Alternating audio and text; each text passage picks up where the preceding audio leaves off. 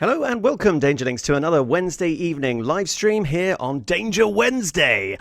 With myself, of course, James Foxy Lockhart, and joining us as ever is the indisputable king of the bling. It is the Dungeon Master. Hello, Dan. Hello, James. Hello, everyone. I let everybody down last week by turning up in work clothes, turning up in jeans. You let yourself down. I did. I let myself down. And as we know, that is work clothes, but is not work clothes for Dangerous Wednesdays. And so I have taken the effort and worn the sparkle jacket. You have. Rockville comes straight up with Colourful Dan. Look at that. Too early. Matt's not on the stream yet. He'll ask. I know Matt's going to ask for a leggings check, but yeah, Rockville appreciates it very much. Colourful Dan. It is Colourful Dan, and I'm glad to see you back in your natural habitat. You were like a sad chameleon that had been put up against some sort of beige wall last week, and now you're back to your iridescent best. There we go. That is tremendous. How's your week been? It's been all right. So I thought about, because I've got a cat suit as well. And I did say I was going to wear the sparkly cat suit, but then it suddenly occurred to me that we've got big days coming up. We've got big stuff coming up. We've got it's no secret, we've got a Patreon launching very soon. So I think I think maybe a little goal for us in the early days of that Patreon, if we can get a few people signed up for it, maybe then I'll do a Dangerous Wednesdays in the cat suit.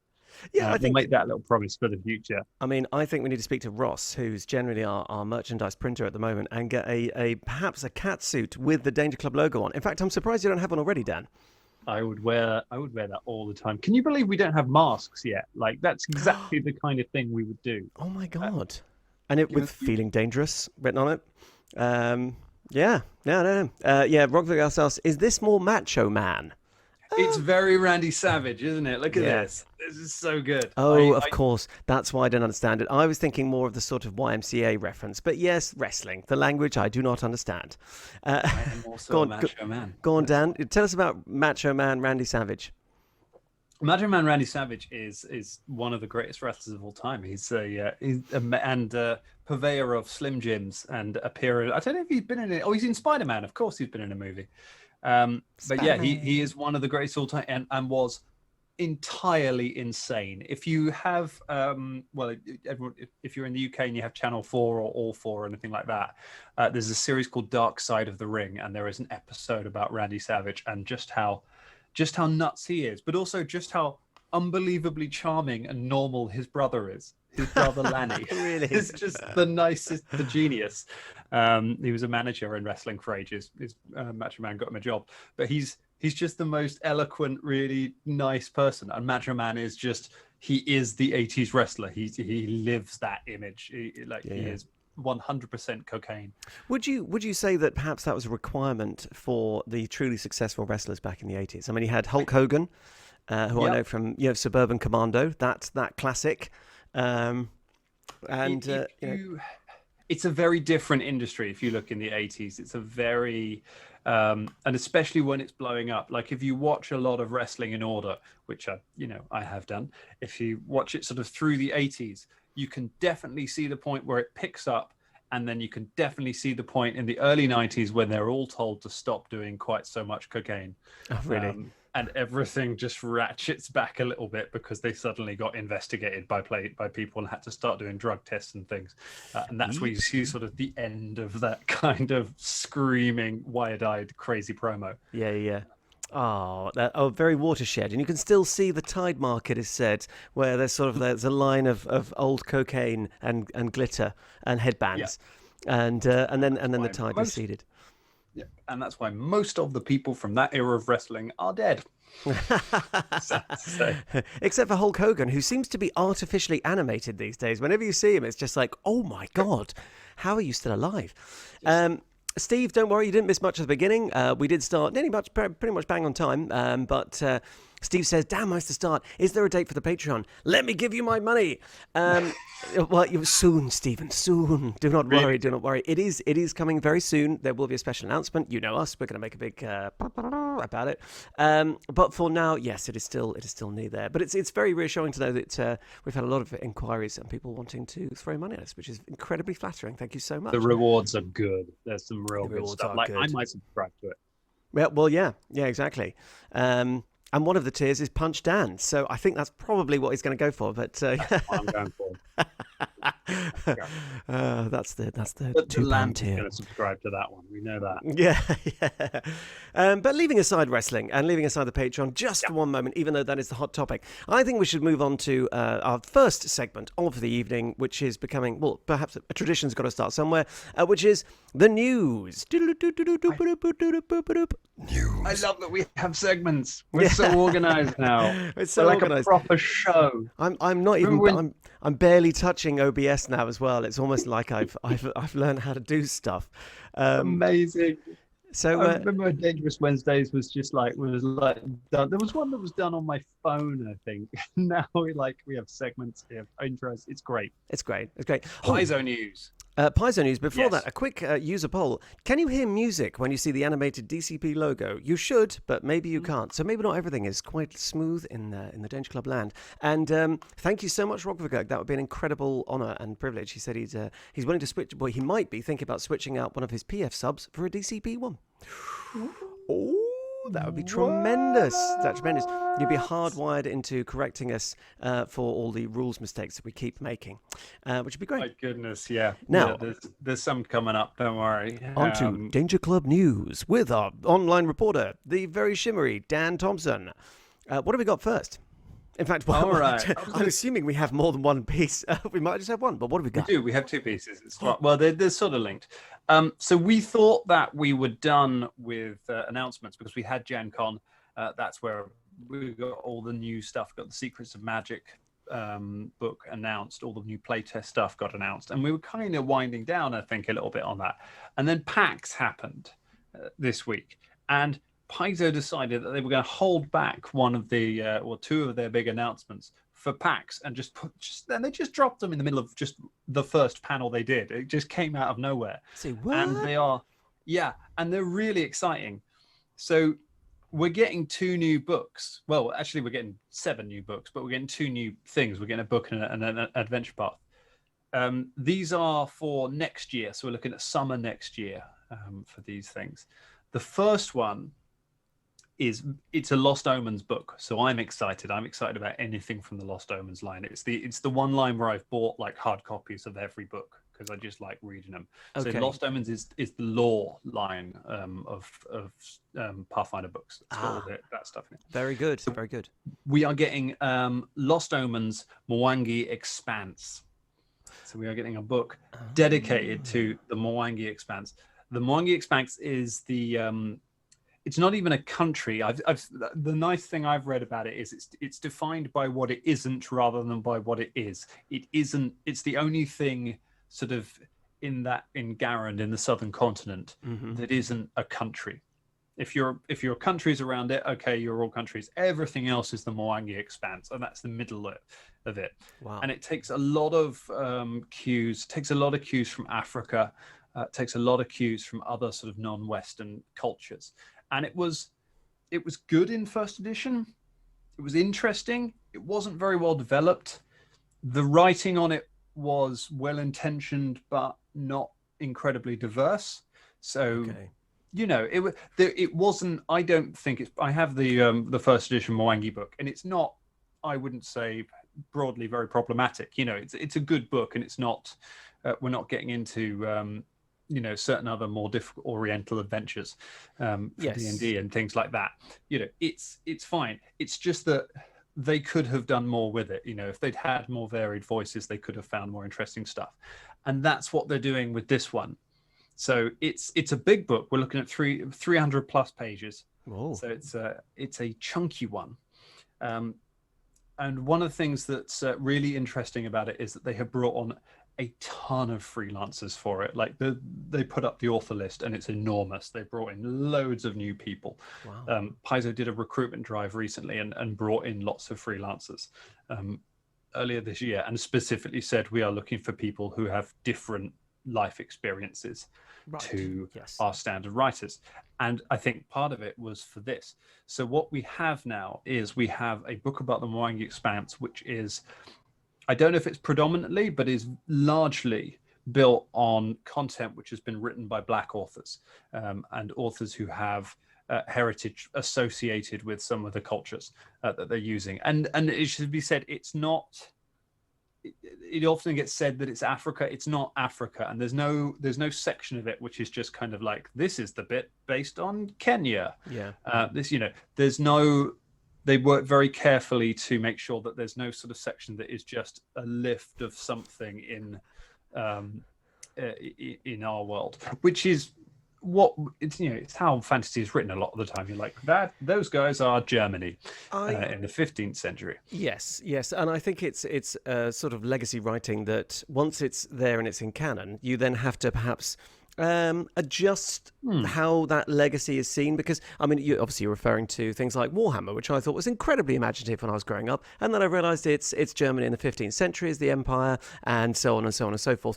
And of course, what you don't want to have. Mwangi does sound very sort of, that could be, in a feature film as the state of Mwangi in Africa. Like, you can definitely see the link. But I'm really, really glad. I'm really excited they're moving away from the kind of hordes of savages with bones to their nose and lion-esque creatures. Let's see some culture. Let's see some stuff going on. I think it'd be really interesting. And what they've done is they've taken kind of. They've taken some of all of the different writers have brought different things from their background. Awesome. Listening to talk by sort of one of the writers talking about how there's they've taken some bits from elements of African culture, of certain types of African culture, but then combined it with some of her own sort of Caribbean heritage. And combine those bits, and so you're melding bits of character to create these unique cultures and these things that are new. Yeah, and so it really gives it a new flavor, and it means that it's quite well developed. We've got rid of the annoyingly, the Mwangi is one of these things that you kind of have to. There's something in there that I quite liked, but I can see why it kind of needs to go. In that there used to be a city at the center of the Mwangi Expanse ruled by devil-worshipping apes, ruled by the Gorilla King, and it's like it's not. Was he the? It's very clearly like it's a riff on old pulp books. Would that have made him the king of the sinners? Hey. Worth it. Well, now it's going. I could never make that pun again, but I'm sorry about that. That is tremendous. And I can see why it was kind of, if you're moving away from this idea of it being, the dark savage jungle, having a city of murderous apes is like, okay, that's a bit old hat, cliche. It is old hat, and it's a bit Robert E. Howard as well. That's very much the sort of, I know I said before about Conan and his early stories, and it was always a big grey ape, and you're like, Robert, you'd think of some more ideas, which he did, but to the betterment of the stories, But they've got rid of them. One bit that I'm really excited about, because they haven't released a lot of detail, I'm really excited to find out a bit more about the nation of Vidrun. So Vidrun is the only nation within the Mwangi Expanse, and that used to be called Sargavia. Somebody on the chat will know better than me the pronunciation of that. Okay. But it was a Chilaxian colony, and it was basically the story of it was kind of like it was definitely a bad colony. That was the idea of it. Yeah. But the story was kind of like colonists in the jungle trying to survive against the merciless jungle around them. And that was kind of the setup for it. And they never really did any adventures there. And it was sort of interesting, but it doesn't really fit with the idea of like, let's make the story be about the people of the Mwangi Expanse, not what is done to them by outsiders. Yeah. And so it for second edition, and this happened in the core rulebook or in Lost Omens World Guide. The old nation was overthrown. There was a revolution there. It was taken over. The locals are now in charge of it, and it is fiercely independent. And it's interesting because a lot of the story of that is being written by drawing on lots of stories from famous revolutions, which, as you'll know, I'm a big fan of historical revolutions, especially going to draw on some of the Caribbean revolutions. And I'm a big fan of the Haitian Revolution. I think it's a really, really interesting bit of history. Mm-hmm. So if there's going to be some little bits of that in there, I'm very excited. Yeah, absolutely. Just a quick one. Hello to everyone who's joined us. Hello. I've been waving at you. It's lovely to see you. And yes, Dan is back to his usual colourful self. You've missed the beginning. In order to pay penance to himself for last week's rather dour showing, he's now made of sparkles. Still no Matt, though, so we haven't had a leggings check yet. But as soon as he logs on, I'm sure we'll have that. Actually, Rogvagog says Sargava. Thank you. Yeah. And he's currentently playing an adventure set off the coast off there. The first book of Serpent Skull. Serpent Skull, that is set around there. Okay. There is. Yes, he does. I was just sorry. I was just pointing to Rogvagurg. He does listen to the Revolutions podcast. That's exactly where he heard about the Haitian Revolution, which is tremendous, and also the Roman one before that. I love me some Mike Duncan. I've re-listened to History of Rome about 4 or 5 times. You have in full. It's an amazing show. So we got this. So we got this colony, and they've been through a revolution, and then we're seeing how they're sort of fitting in. But it's this nice idea that they're kind of like the editorial choice is let's not make it about the colonists, let's make it about the people. Yeah. And this goes through the writing of that's the whole reason for having this book. Really, is you've got a lot of stuff from first edition written about the Mwangi Expanse, but a lot of it is written in the style of Pathfinder articles. So that's the whole idea of the Pathfinder society is they go out and they explore and they explore, report, cooperate. So they have written these articles and that makes up a lot of the story. But what that means is that when you get something like this, the story is told through the lens of the explorer, of the outsider. So we get this perspective of the Mwangi Expanse as being other, being this thing that you travel to. Whereas we don't learn about the cultures and people who live there as themselves. So it invites it as a sort of a place to go and to have adventures, but it doesn't necessarily invite it as a place that you would be from and that you would, embrace in itself. And so that's the kind of the focus of this book. That's the idea of doing this book is to bring that focus there. And I think that is a tremendous idea to do. Yeah, I think absolutely. Really interesting. It's more interesting as well because really that's where the players are going to be. They're going to be down there on the street talking to the people. They're not going to be having a history lesson somewhere or things like that. And you may want to play characters from the Mwangi Expanse, and certainly, if there is one thing that the gaming community overall could do, it is more easy ways for non-white people to play games and to see themselves represented within gaming. And I'm really glad that this has done this. There'll be some amazing stuff. I hope there are some really good streams and actual plays that come out of running some of these adventures. Absolutely, yeah. Is this a good time to show? We do have some artwork to show. And what is this from, Dan? This is from the... So this is one of the promo images. This is either from Lost Omens Mwangi Expanse, or it might be from what we're about to talk about, which is Strength of Thousands. But it's just a wonderful image there. I'm loving every bit of artwork that's coming out about Mwangi. It's just there's so much color and vibrancy to it. Which shocker. I like things that are colourful. You do. Do you want to know about some of the? We don't know a lot about the rules and the crunch in there because Lost Omens books they have a lot of lore, but they also have some rules and some playable options and things in there as well. Yeah. So we know that we're going to be getting 6 new ancestries. We've just had a load. We're going to get the Lost Omens Ancestry Guide. We're going to get more ancestries in this. It occurred to me today. It's crazy how quickly second edition is catching up to first edition in terms of the depth of the options that are available to you of the kind of characters you can make. Within 2 years of launch, we're going to be not far off the number of first level character, of sort of ancestries and classes that you had. A little behind on classes, but certainly on ancestries, the list is going to be huge by that point, which is great. We know 3 of the ancestries that we're going to be getting. We know we're going to be getting the Knoll. The Knoll.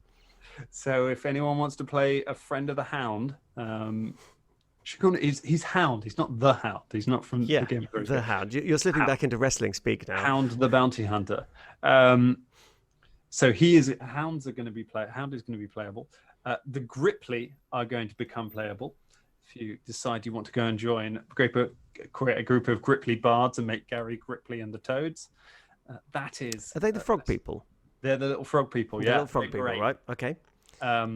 I really I was somebody on the show nearly played one. I can't remember who it was, but um, one of you guys was Probably considering it. Ross. It might Or have been. Thing is, they're quite good in first edition for certain builds. Like the first edition Gripply is actually quite a well built ancestry. It's got some really good little perks. The other one that we know we're getting is the Anari. The Anari are a race of benevolent spider people. oh, So they are. We don't know very much about them. They look like there's one bit of artwork of them, and it looks closer to the little tiny the little cute jumping spider they use for memes. yeah. Look a little. It's closer to that than than anything too scary. But I imagine we're going to get some really cool art for those Well, guys. yeah, and this does bring us to the most important question that's been asked on the chat today from Focus Zero. Will there be stats for spider cheese? We hope so. I hope so. I mean, joking aside, if you didn't see it, it was on the Discord chat. But there's this whole gag about spider cheese that's been going around. It's been quite funny. And then some of the artwork was posted up, and it was so evocative. Like, it was really great. I was like, I want to go there. I want to be served food by sort of cheese by a spider and have a fire at a plate. He's definitely trying to nick that plate, that knoll in the background. Well, this is a good way to segue into the second thing that was announced at this, because that piece of artwork is about the Magambia. The Magambia is in the Mwangi Expanse. The Magambia is the oldest magic school in Galarian. Okay. Magic is effectively brought to mankind. It is invented or discovered or harnessed, however, by Old Mage Tembe, who founds the Magambia as this seat of learning. And from that, students then travel out across Garand and sometimes the rest of the world, seeking knowledge and spreading knowledge. And it's a bit Jedi, but without the kind of all of the layers of angst that got added in the later movies. It's this very kind of it's this very knowledge focused magic school, but they are warriors as well. Well, I mean, it sounds a little bit like the early Jedi before the wars and before their role change in society. How the Jedi might have started out, or should have started out. That's it, yeah. How they're sort of meant to be. Although if you go back to the old Knights, the old Republic games, they're all backstabbing each other anyway to make drama. But the Magambia are basically the good guys. I mean, after 1,000 years, you're gonna get a bit backstabby, aren't you? A bit complacent, but yeah. So I've been in love with the Magambia since the Lost Omens character guide, which is where we got some of the Magambia archetypes that you could potentially play, where you could join the Magambia, and that's where that spider artwork is from. The little spider serving cheese to some people while they're sitting chatting, and it's just cracking. I love it. There was meant to be a Magambian sorcerer in the Sandstone Secret one, but somebody couldn't make it. That's why there were 3 players, so that one never got played, so we never got to see the Magambia in action. But I love them. And so what we're getting next year towards it is we're getting the Strength of Thousands adventure path, which is set in the Magambia. It's something they've wanted to do for a long time. A lot of people have asked for is an adventure path set in a magic school. So you start off as students in this magic school who are learning sort of basic magic and getting to rivalries with your classmates. And across the course of 6 volumes, so you'll go from levels 1 to 20, and it takes place over many years, this adventure path. Like, some of the time jumps in it are quite long. Wow. So during it, your characters will grow up and will eventually graduate from the school, and then may go on to become teachers at the school or members of the faculty. And all the while they'll be dealing with sort of existential threats and traveling around the Mwangi Expanse and beyond. I won't spoil based on what's already been given as outlines in case you want to play it, but you're going to be traveling far and wide and having these adventures. There's loads of back matter on the Magambia itself. There's stuff on like members of staff. So if you just want to visit there in your campaigns, you're going to find stuff in there to do it. I get excited every year about new adventure paths as they're coming up, and I've kind of tempered myself a little bit because some of the more recent ones haven't grabbed me as much. I was really excited about Agents of Edgewatch, and then we sort of decided we weren't going to play it on the show. And I've read the first couple of volumes of it, and I really like it. I would like to play that. I think that would be a fun one to play. Age of Ashes didn't massively grab me, and the Ruby Phoenix tournament hasn't massively either. Or the other one was it Oblivion Vault, Annihilation Vault, the something Vault. Oh, something involved. Yeah, There's the that one, the Apocalypse Mega Vault Dungeon. That looks yeah. fun because I've always wanted to play a Mega Dungeon. But this, of all of them, this is the one that has made me the most excited at this point. I like this idea of playing. You all play to make you all play wizards, or to not make you all play wizards, because it'd be stupid if you all had to play one class. Everybody gets a free spellcaster archetype at level 1. So you can play a fighter, but you automatically get some spells for free just for playing it. So you've all got a bit of a theme going on there, but you're not forced to play just a spellcaster. Ah, yes. And actually, just on that point, do jump on the chat and let us know what you felt, if you've played any of them or read them, what your opinions are. And Steve asks, Extinction Curse? What did you think of that? So Extinction Curse was a really interesting one because we started the podcast set in a circus. And there was this vague idea when we first played through Murder's Mark that maybe that would become part of the story. Maybe you guys would stay with the circus and it would be about you traveling around Galarian with this circus having adventures. And you may still go back to it. And then lo and behold, not long after we'd left it, they released an entire adventure path set in a circus where you do all of that. It is interesting. I have read the first volume of Extinction Curse, and there's a lot in it I like. I like that it's got a bit of a sort of a show management thing in it. You know, it's a bit like Kingmaker because you have to run the circus.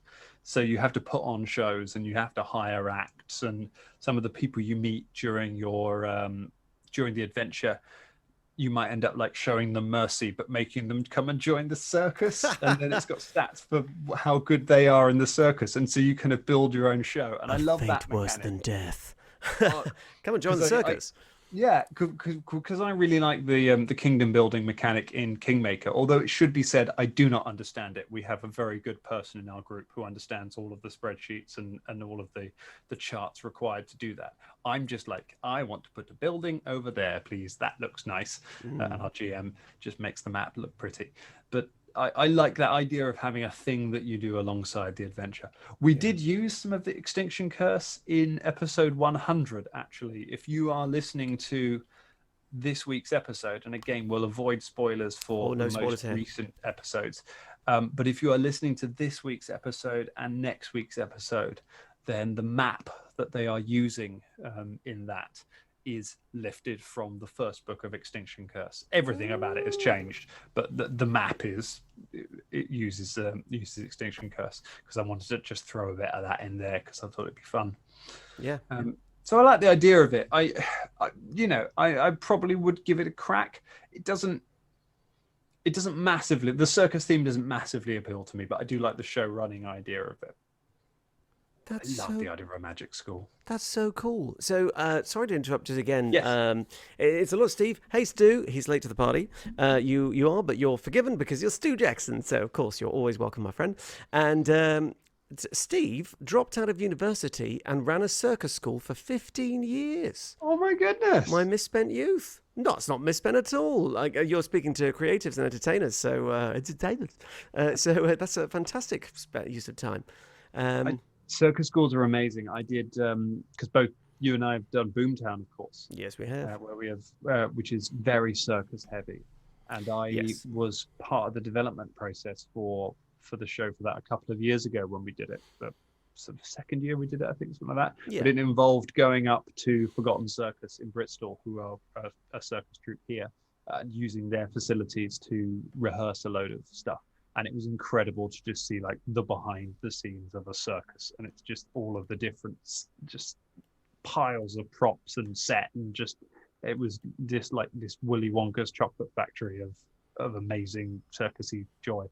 Oh, absolutely. Great. That's not a sentence I thought I'd hear when I woke up this morning, but I'm glad I have. And it's true. And it's also incredibly, you got these incredibly talented people, but they're not paid enough. No, nobody's paid enough. Not. And it's been brutal for them at the moment. And I'm so glad when I see small clubs reopening and running cabaret having something for them, because Yeah. man, you got to do whatever you got to do to survive on that. It's been tough for them. It is a tough life, and of course everything like that does, and it depends on what you do, but as for shelf life. Yeah. So I do feel for the people who are sat around being like, "Cool, this is a year spent of my prime career just sort of sitting about." But I'm sure they're working on their skills and getting darn good.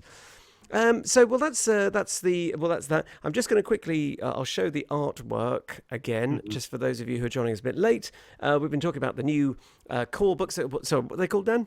So we've got Lost Omens Mwangi Expanse, and then we've got the Strength of Thousands Adventure Path, both of which coming out summer next year. We've got a long wait for them, but I think they're going to be really worth it. I think there's some really exciting stuff. They are tremendous. They do sound tremendous, and justifiably exciting. You can see by the artwork there that it's really evocative looking place, and as you say, a pretty untapped vein of sort of storytelling. And I'm really glad. I'm sure everyone else is, sort of all the Dangerlings, that's being challenged and revised, that we are moving away from. Somebody mentioned, Steve, again, sort of Serpent Skull was a bit colony native stuff, was a bit 1970s, and it is very much the last time this was kind of revised, and people started looking at this, and then there's been a bit of a, we'll just put that on a shelf. It's like, no, let's get that off the shelf and challenge some of these preconceptions. Actually, on sort of Tuesday nights when I do Fighting Fantasy, which quite a few of you will be familiar with, some of those are reinforced in some of those early books as well. And it's like, oh, this really was written in 1983, wasn't it? You just don't realise as a kid, but now I'm so glad it's being challenged. There's a lot of a lot of it is this well-intentioned bias, and it's Of because course. when you're Of course. creating this fantasy world, the natural way you make a fantasy world is you take tropes that you recognize and you just sort of drop them in places. Yeah. And a lot of it is playing the stories that you used to play. And I think I think that this idea of Africa draws a lot of people's idea of it draws from like pulp adventures, or Conan or things like that, which are in themselves quite problematic, and you end up sort of several steps removed from the material that was problematic in the first place, and you end up with this kind of like, oh no, we just want to play this pulpy adventure and crazy jungle times, and it's like, that's fine, but you can do it better.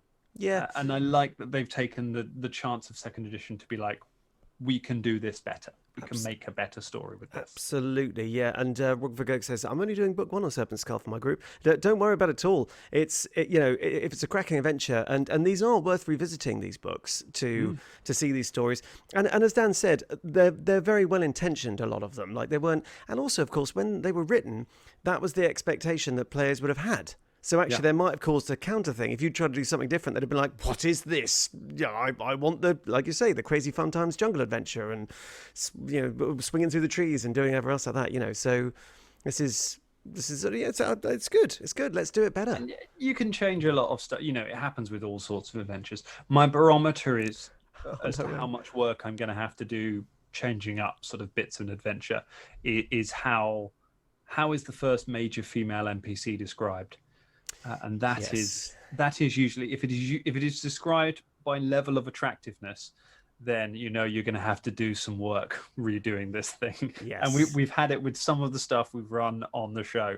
I don't know if we've had it with any prize. I know some of the D&D stuff there was bits of that, but there are always bits where you have to be like, okay, let's rework, I think, your gun from the story. Let's come up with something different. Yes, exactly. No, absolutely. That sounds great. And apparently it's for the Club group. So, yay! Amazing. Club. I'm so glad that's still going. Now, we could talk about this all evening. It's such a subject. But I think we're going to move on to... now, this is the both bits of news, or is that one bit of news? That's all the news. That's all the news. So that was the news, folks, right here live on Danger Wednesdays. Or if you're watching the record, it was live.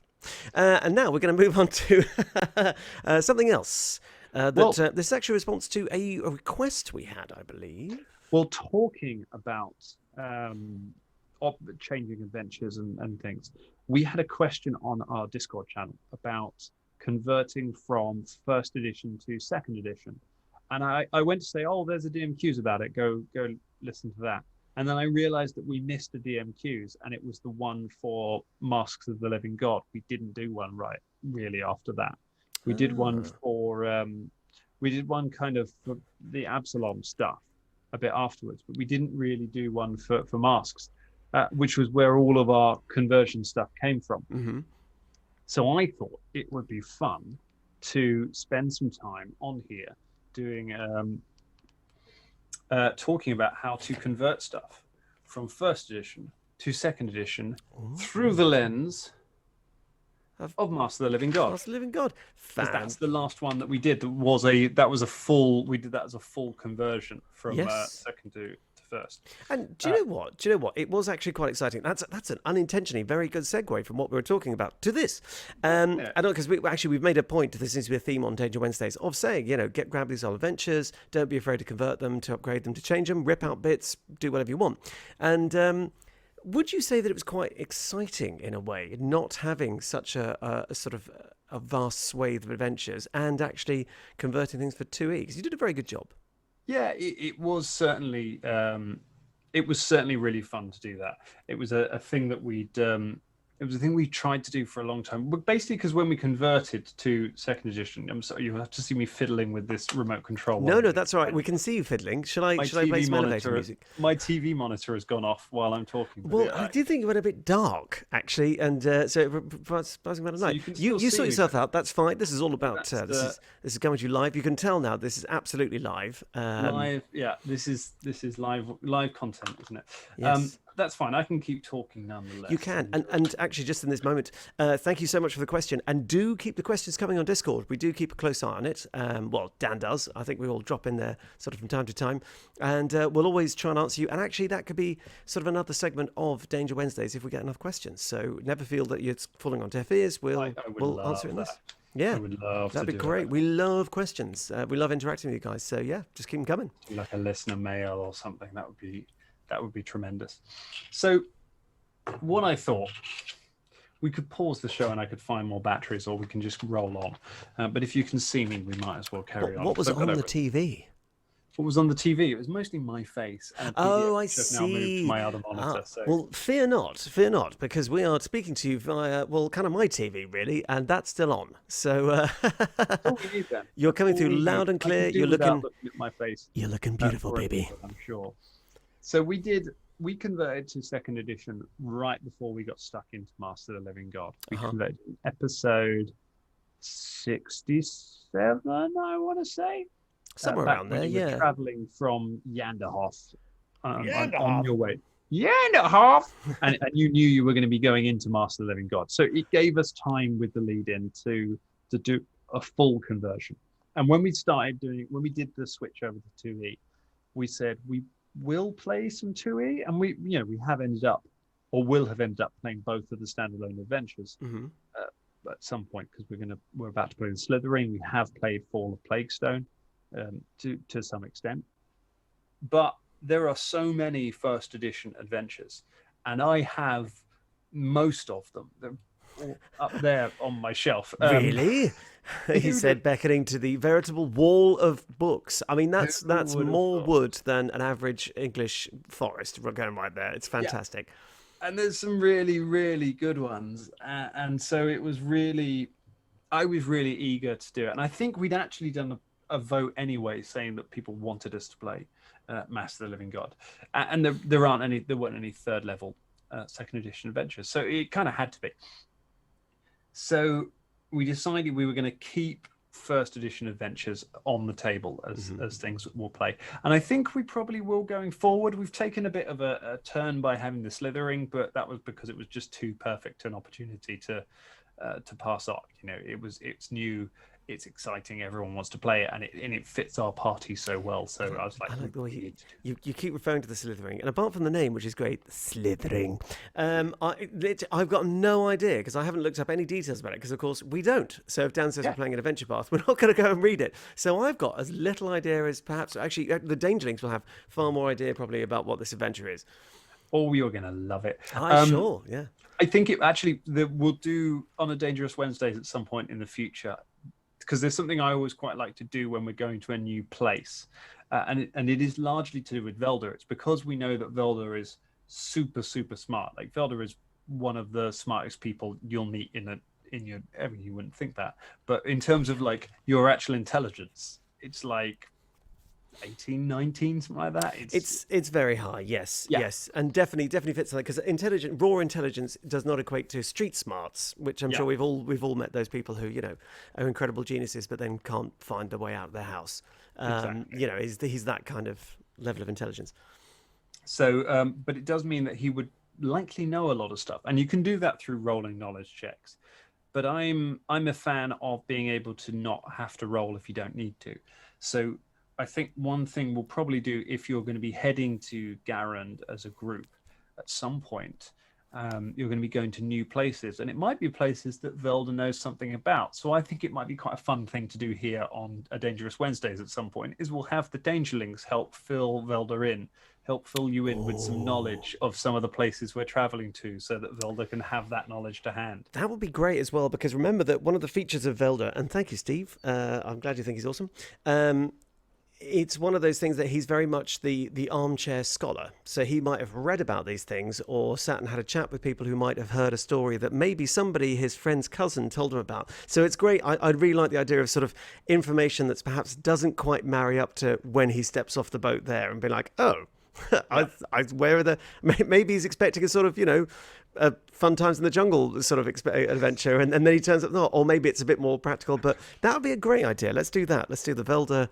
Excellent. Fill Velda's head full of nonsense and probably some accurate facts. So let's get back. Let's jump back to Master of the Living God. Yes. Because we're getting sidetracked. So to do this, there are a few sort of key things when you're converting to second edition that you've got to bear in mind. You've got to bear in mind that the currency is different. In some cases, difficult DCs are different. They're always difficult, and obviously some monsters and NPCs will be different. That's kind of and treasure, because some treasure will be different. Treasure and currency kind of go together. So when you're prepping an adventure, and I sort of, the way I prep adventures anyway is quite colourful. We've talked about this on one with Ross before. So I'll go through and highlight loads of stuff. And I tend to I'll highlight skill checks in one colour, and I'll highlight treasure in another colour. And sometimes I highlight NPCs, so I know if someone's coming into a scene, I've got an idea of where they're going to be. And I know when rewards are read out, because I know that the first time I read the reward out, no one will write it down. And, 10 minutes later, someone will be like, oh, how much gold was in that bag? So it's good to have it highlighted and go back to it, because I am super dyslexic. So just finding a word in a sentence, that's not going to work. I have to have it marked out. But that helps you with your conversions a bit. Now, if we take DCs first, because they're the sort of the quickest thing to look at. Your friend when you're looking at difficulty classes is your core rulebook, second edition core rulebook, game mastery section, page 503. If you want a specific one, there is a page on DCs, and it has got all of your simple DCs, and it's got DCs by level, and that's for if you want to quickly set a challenge for your players. You can decide straight away, is this the sort of thing that should require somebody to be untrained, an untrained person could do? Is it something that only a master at something should be able to do? And it just gives you difficulty classes that you can slap straight away on an encounter that will give something for your players to roll against. It will give you a ballpark of whether it's right. And then you can tweak it up and down a bit if you feel like you want to. And it also does it by level. So you can have if your players are certain level, throw a DC in there, that will be an average challenge for them, for somebody who is trained in that. So that's a really nice way of doing it. With Master Living God, we were very lucky because it is a fairly low level adventure, and it's before difficulty classes start getting crazy, first edition crazy. And they're about all right. So if you're looking at so let's look at the first encounter. Do you remember back when you were on the boat on Lake Incarthen and yes, the skeleton ship? And the skeleton ship, yes. So so when it's creeping up on you, you get a DC 20 perception check to spot it when it's a minute away. Which and then if it's which I think we did. I think you did. Yeah, we did, and we saw it coming. Loads of time to prepare and made it actually kind of easy. But the which was good. That's and that's how it should be. There should sometimes be just you get the drop on your enemies and you make a difficult encounter into an easy encounter. That's fine. That's not the game failing or the players No, getting lucky. and it's quite difficult to sneak up to someone on the water because Yeah. there's no hills or trees or anything like that. And that and there are just as many times when it will go the other way. But a DC 20 perception check for a group of level 3 characters is fine. That's if we compare that to what we've got, a DC 20 perception check. Look this up on here. See, that is an expert roll for for anything. So that's you'd have to be pretty. Expect to get that if you're an expert in perception. If you're like a ranger. Or something like that. So you'd expect Karagor to get that roll, but you wouldn't necessarily expect Velda. It's a good roll if Velda gets that. If everyone fails that, then the ship gets a bit closer, and you get a DC 15 perception check to notice it 1 round before it arrives.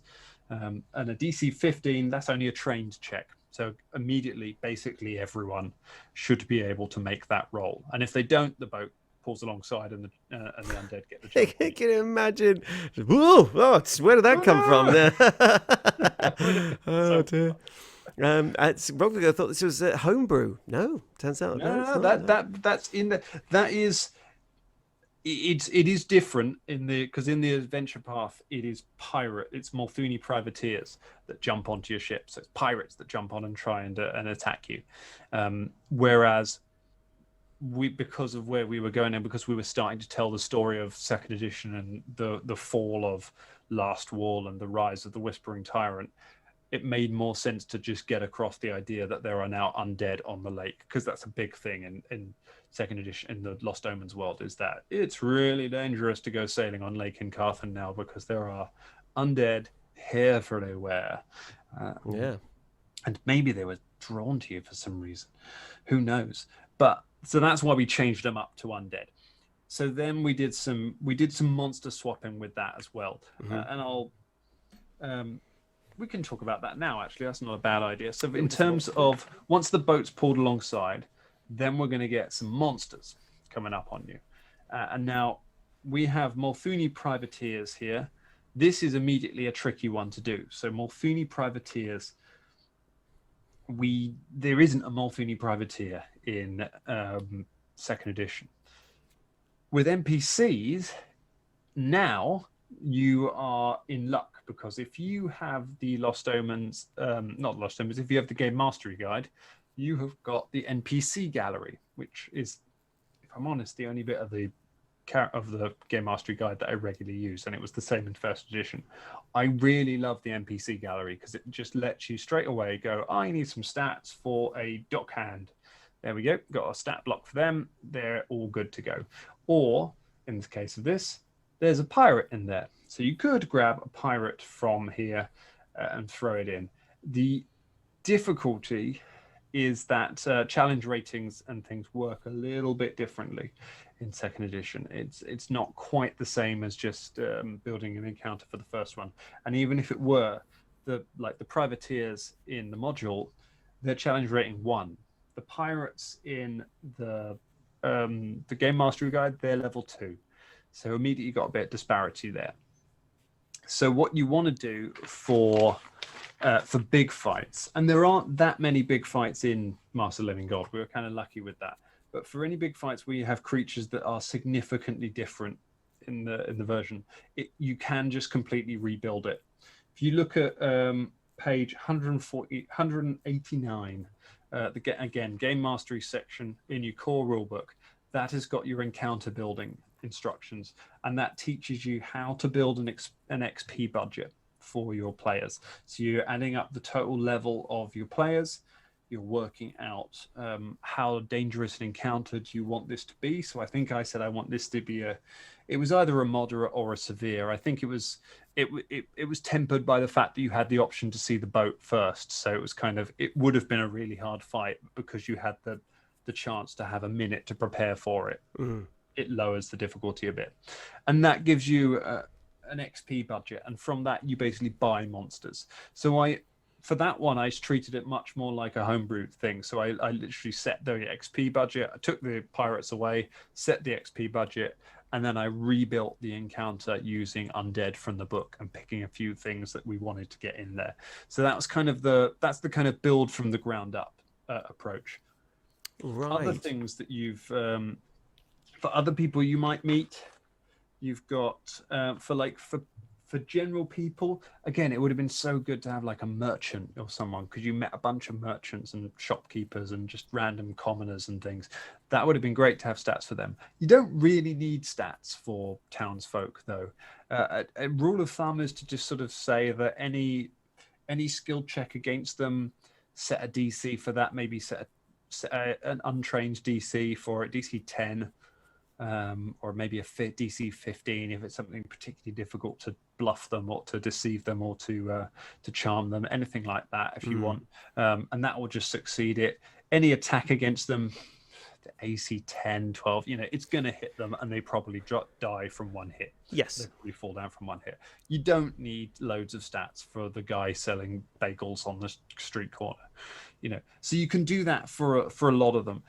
Where there were people like the pie shop owner, the baker, he had some set DCs in the encounter, which we just lifted from the book, because you had to like calm him down and persuade him that you're not here to threaten him, and so you can use some stuff like that. I suppose, yeah, and for a certain thing, you could say, well, he's going to be panicked about the fact that his shop's on fire, and so that's a DC 15. But anything else, if you convince him that his shoelaces are untied, everything else is a DC 10. So that one thing that he's going to be, that the other players are going to try and do. Actually, Brogvigurg has put a very useful tool, useful conversion link for DCs and treasure into the chat. Apparently, it's only been made recently, so you've got the link there, and that's why it didn't ring any bells that he thought it was homebrew, because it was Undead Pirates. But now we know his secrets.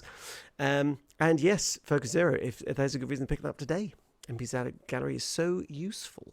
It is wonderful. I love the NPC gallery. It is on Archives of Nethys. It's one of the few things I do actually quite like in the book, because it's got artwork for all the different things, and it's quite nice.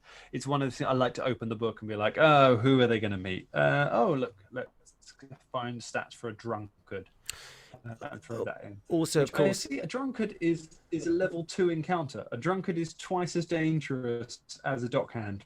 Well, he would be, because he's more unpredictable, and there's more chances of like two cultists. Put him up, put up your dukes. I'm going to fight you, and have that kind of drunk conviction behind his attacks. And also, of course, if you've got the book in front of you, if your party are going a little off-piste, and you're going to have to come up with something on the fly, and they're like, we want to go to the docks and go to the most dangerous pub we can see, you can be like, okay, and quickly see that yes, you're likely to meet some drunk pirates. Because sometimes you do want the locals to hit the players back.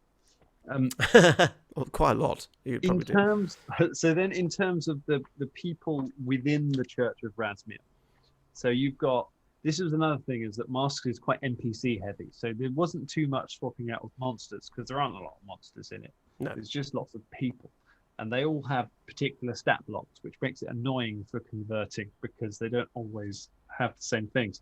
So you have your acolytes of Razmir, you have priests of Razmir, and then you have the heralds, and some of the heralds are special heralds, like in Garthis and David Bowie. Yes. So you have to kind of have stats, and at any point, that's the whole threat of Master of the Living God, is that any point a massive fight might happen. Yeah. So you need stats for everybody, just in case, so that the players can be creative with it. And you've got the option of, now you could take some of the NPCs from the NPC thing. There is a cultist in there, but there aren't necessarily the degrees of it, because the whole thing of Razmir is you've got different levels. So some of the people are useless, some of the people are a bit tougher, and some of them are really tough. And you don't really know who is who. So you need to kind of have an idea of all their stats. So what I did for all of those ones is I did some reskinning. So I took some monsters out of, I went and grabbed this fellow. Whoa! Is that a leather-bound special edition Pathfinder book? That is the leather-bound bestiary. Yeah, I didn't spring for it on bestiary 2, but I got the leather on bestiary 1, because I bought that with the core book, and they look nice together. So I got my bestiary out, and I went through, and I basically I basically did the same thing of kind of like working out, okay, what is a relatively equivalent power level, with challenge rating and level for second edition and first edition. They're not identical, but they're still a pretty good guide as to the general level of things. Yeah. So I looked for stuff that was around the same level as the sort of things that you might have to fight. And so I think the acolytes were actually goblins originally. I think they Really? were. I think the acolytes were reskinned goblins, but with different weaponry. The priests, I believe, were Tengu, but they had like a beak attack removed, and I'd swapped it out for something a bit better. But yeah, they were based on that, and then the heralds were based, I think, on hobgoblin archers or hobgoblin crossbowmen, which is why David Bowie was really good with a crossbow because he was based on that. So I'm a huge fan of reskinning. If you are making adventures, if you're converting adventures, if you are homebrewing, reskin everything. Don't worry about making massive monster stat blocks in this. You really have to make them for stuff that's really special. For your average stuff, take something from the book that looks fun to fight, change the name of it, and have it as that. It will save you so much time. So that's what we did. So most of the priests in that were just monsters, reskinned monsters in there. And then for the final one for Engarthus himself, because I knew that that's a big fight. That's the finale of it when you're gonna fight this guy. So, and it's quite important that he has a mix of spells and some martial arts as well, because he's a monk sorcerer, and it's his connection to the Impossible Kingdoms that's important to his character and to his story, and there's some hints at that. So it was kind of important to have that flavor for it, and to have him able to fight potentially an entire party on his own. So he needs a few crowd controls and things.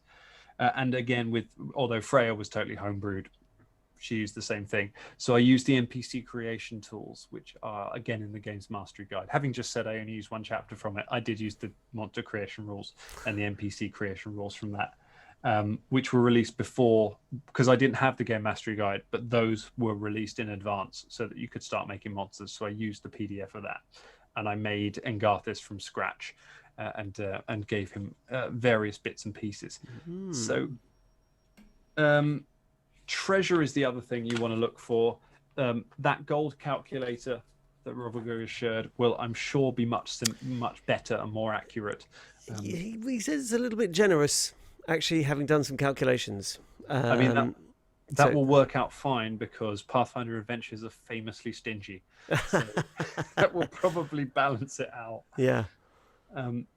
The way I've done it, again, because we're quite at low levels and it seemed easy enough to do, was just divide everything by 10, because that is essentially the difference. Gold has become silver, silver has become copper you just write off, platinum becomes gold.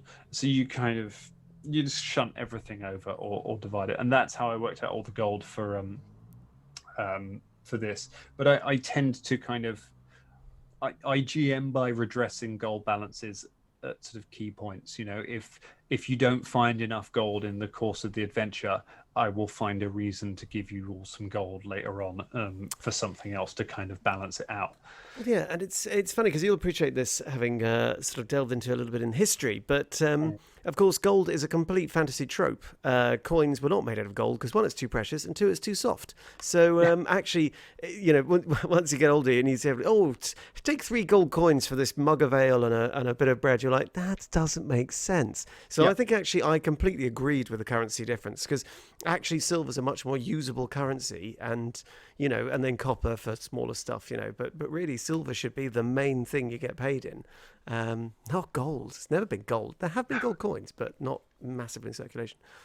And there are like in some of the advanced books, I can't remember which one, I think they're only first edition ones, there's like suggestions for alternate currencies and how you can divide it up differently, have marks and trade. We did a lot of stuff with trade bars in our home campaign, I think, because we're at high levels and you had so much money. Yeah. So it became a thing of like having to get your gold turned into bars to be able to carry it easily. Yes.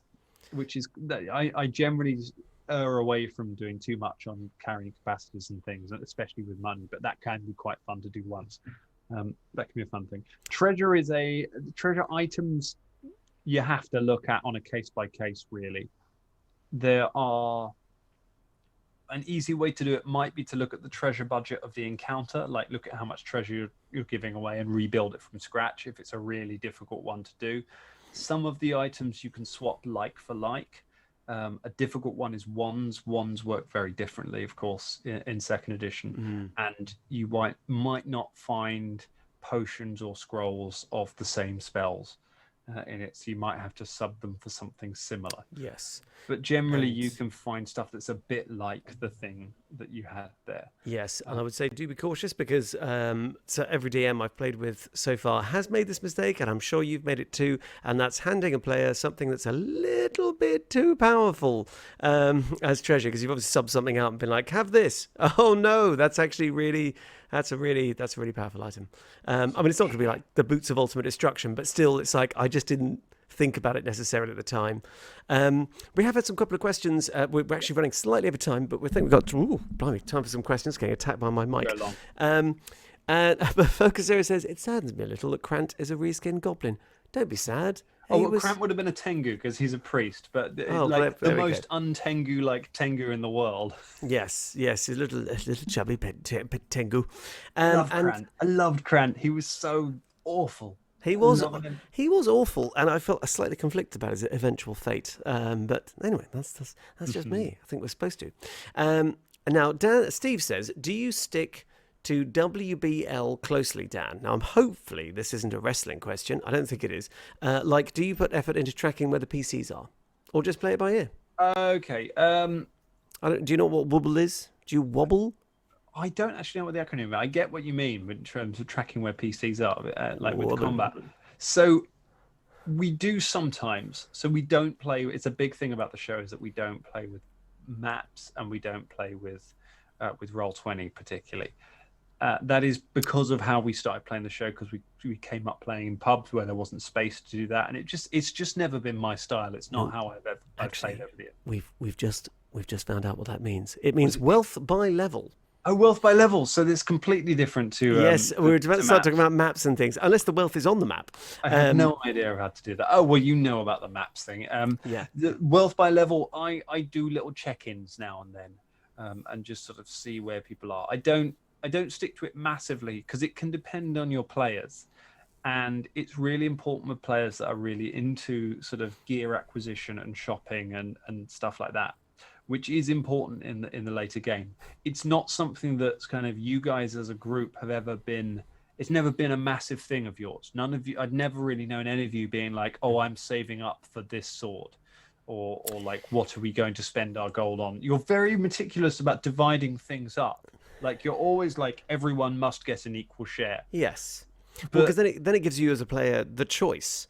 Yeah, but I think this will resonate with every player out there. There's this massive jump. So you've got your general kit. You can get a nice sword or a nice thing.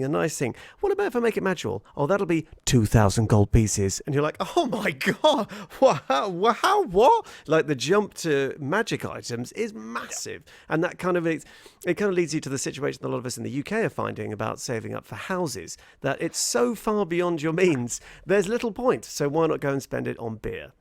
You need to get a mortgage to get that Holy Avenger. Yeah, exactly. Do you feel that way? I guess because you guys don't save up for stuff, so it can be easy to sort of lose track of how much gold you have or how much you're meant to have, and you don't. I've kind of left it up to you all to decide if you're going to assign someone to track party gold. And it's always been a big thing that you guys are like, no, we're all tracking our own gold. We're not tracking party gold. Mm-hmm.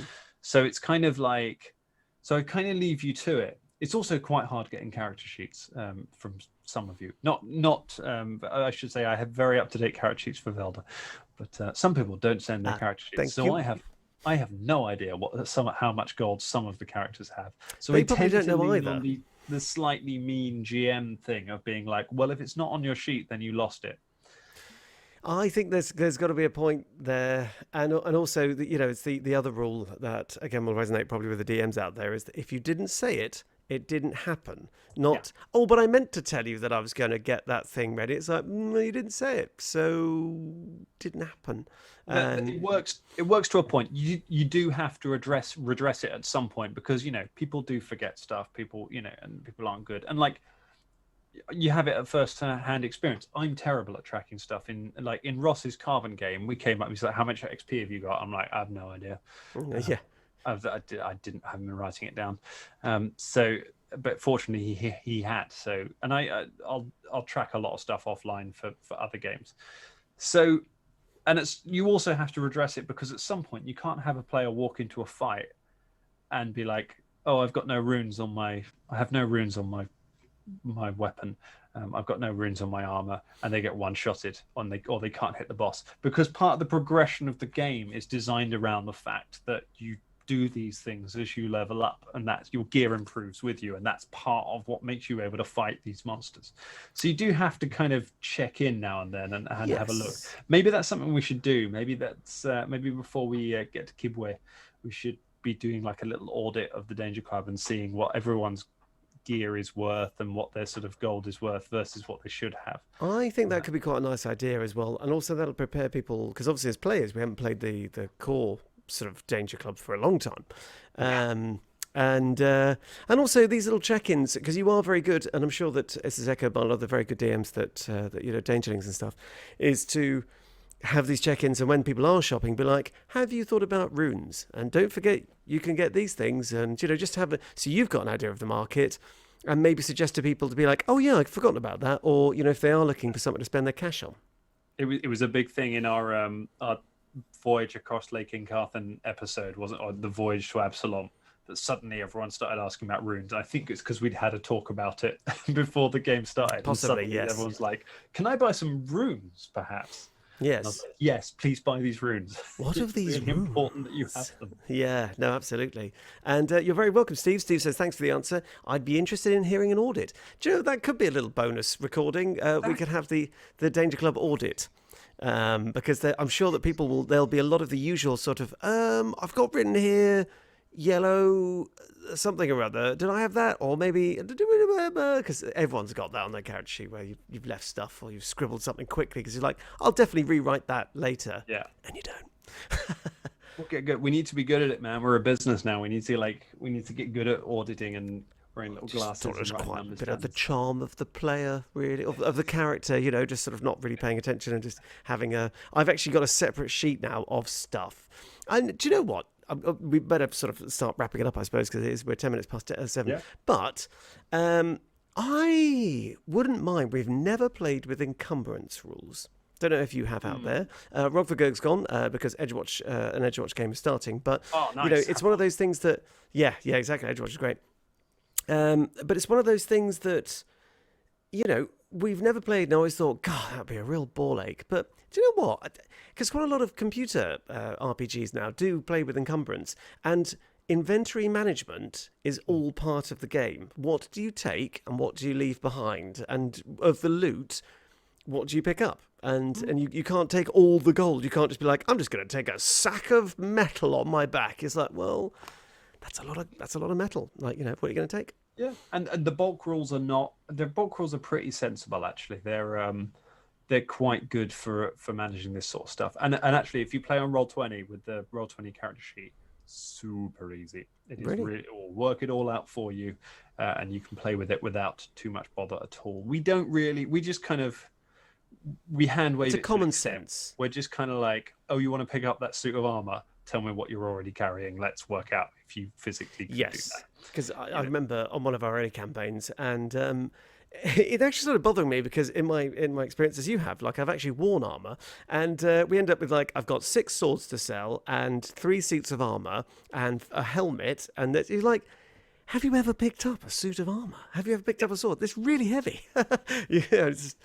But I would, ultimately, because we're making a podcast, I would rather discourage you from picking the bones of every single person you kill and then having to go and get a spreadsheet out in a shop and work out how much you make from it. And, because that stuff isn't necessarily interesting radio unless it's Dark Michael. I'd rather like have a reason that you kill the guys and then the town sheriff give you a reward equivalent to the gear that you would have taken, so that you kind of stay up to date with that rather than having to play all that stuff out. Yeah, no, exactly. And it's interesting because I think a lot of computer RPGs, kind of Skyrim and the like, kind of teach you about that kind of vulture-esque, you pick everyone clean, especially at the beginning, and sell everything you can possibly find, even though they've got a broken bucket. And you're like, yeah, I'll take that. That's a 1 shekel or whatever it is, the currency. Not shekel, good God. But actually, it's been refreshing. I've been delving into the Shadowrun games recently because they were free on the little Humble Bundle. Nice. And really enjoying it. Very much recommend them if you've got any interest in the kind of cyberpunk theme. But in that, when you kill people, they don't drop anything unless it's mission critical. You find stuff on the level, but you don't have to worry about going and picking up 1,000 guns and doing all that stuff. It's like, no, it's just not part of the mechanic. Just get on with the adventure. Have fun. Don't be just robbing every corpse that you see or worrying that you've got to go and pick stuff up. I've really enjoyed it. Oh, wonderful. Shall I leave you with one final thought on converting? Absolutely. Yeah, I was only thinking it would start to wind down. It's not because let's face it, we haven't got the news at sort of 7:15 coming. This is not the BBC. So the final one I would say is when you're converting items, which you will know if you've listened to the Danger Cup podcast, be very careful with summoning items because they work so much differently, as I found out. And when you just try to like for like swap them over, even when they're a one-use item, they because those hellhounds should not have disappeared as quickly as they did, and should not have been as powerful as they were. They should have been less powerful and lasted for quite a lot longer. Instead, they were just the nuclear option. And I was like, oh God, I guess they don't stick around for very long. Well, yes, because they really did, and of course, you end up. I suppose maybe that's why it took us so unbalanced, so off guard, because we're at that level where it's like we can pretty much clear a room with a minimum amount of fuss, and then suddenly these things just leapt out of nowhere and ate our faces. That was, I think we actually knocked one or two of us down, or nearly down. It did, didn't it? Which is absolutely creamed. I'm really excited about having fights like that back. We've talked about, so we're going to be going into the studio next week, or possibly remote if God knows what's going on at the moment. At the moment, as the way the rules are safe, I think we might be able to do it. But either way, we're recording new content next week, so we're recording episode 101 onwards. And I'm really looking forward to being back into a normal timescale when we can have fights at whatever pace. And we're not like, we have to get this done in 4 episodes, or, and you're playing characters that you really know. And I can just be like, here's the fight. It's as hard as it is. It takes as long as it takes. Let's do it. I think there's going to be some really fun stuff with that. I'm really looking forward to it. Yeah, definitely. I mean, nice for you as a DM as well to be, as you say, playing with a party that you know the strengths of, so you can far easier craft, I'm sure, encounters, because a lot of the one-shots we've been doing, you're like, is this too much? I don't know, because they're playing new characters. I'm not familiar with this character class. That's why we're doing it, so, I mean, it's been 6 months. So it's been 6 months. I thought you were going to say Sick Wolf. It has been Sick Wolf. It has been Sick Wolf, if you haven't been catching up with the latest episodes. But 6 months, yeah. So I'm very much looking forward to getting back in my Villa de Boots. Oh, I can't wait. I love these characters, and I can't wait to be back with them full time. But before that, we have an episode on Monday. Yes, we do. Oh my goodness! There's been a lot of love coming on for these episodes, and they have been very, very good. I've thoroughly enjoyed recording them, even though there was a big gap in between some of them. But I don't think you can tell that at all. I think it steps up brilliantly. And if you haven't listened to them, we finished strong. We finished what? We finished strong.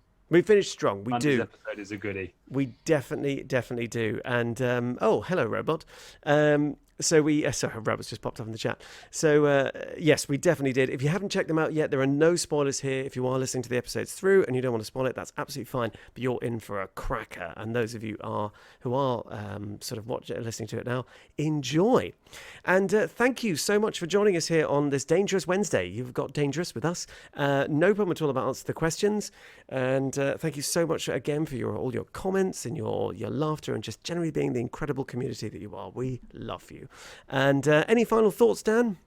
I've got to go find some batteries so I can turn back on my monitor. Otherwise, I can't end this Zoom call. So I might be spending the rest of the night talking to James. Who knows? God. Oh, no. Find those batteries.